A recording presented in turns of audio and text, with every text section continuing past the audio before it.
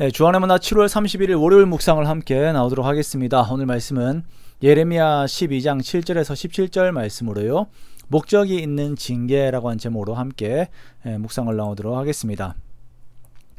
오늘 본문에서는 하나님께서 유다를 징계하시되 그 징계가 멸망이 아닌 유다의 갱생이라고 하는 목적을 가지고 있음을 말씀하시면서 우리들에게 주어지는 고난들이 하나님의 선하신 뜻 안에 있음을 말씀을 하고 있습니다. 우리가 디도서를 공부할 때에 그리스 로마 신화를 조금 보았었는데요. 거기에 보면 여러 신들이 등장을 합니다. 그런데 이 신들이 초자연적인 능력은 가지고 있는데 그들의 성품은 인간들의 것과 그냥 같아요. 감정적이고 자신의 욕망을 위하여 사는 그 모습들을 보입니다. 그러다 보니까 이러한 신들의 결정과 장난 혹은 그들의 분노로 인하여서 피해를 받는 인간들이 겪는 그 괴로움들이 그대로 그려져 있는 것이 이제 그리스 로마 신화의 내용들입니다. 그래서 그리스 로마 신화에서는 인간사라고 하는 것이 즉흥적이고 감정적인 것의 결과물이 되는 것이죠. 오늘 본문에서도 하나님의 징계라고 하는 성격의 것이 유다에게 주어지게 되는데요. 그런데 이 징계가 단순히 유다 백성들에 대한 하나님의 좋지 않은 감정이 그 이유가 되지는 않습니다.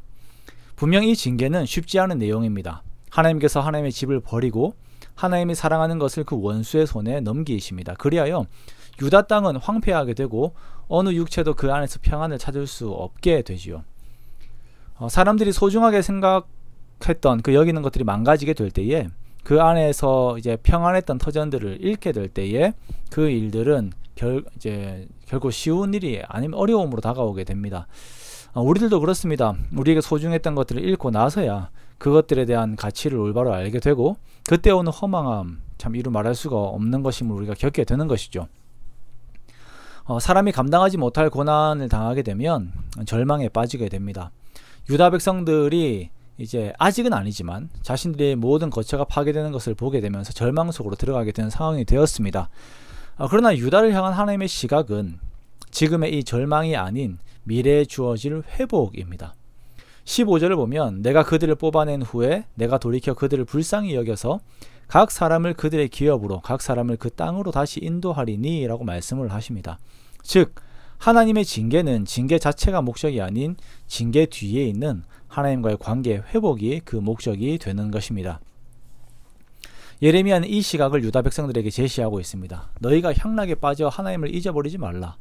너희가 하나님께 주시는 징계의 마음을 다 빼앗겨서 하나님을 잊고 절망하지 말라.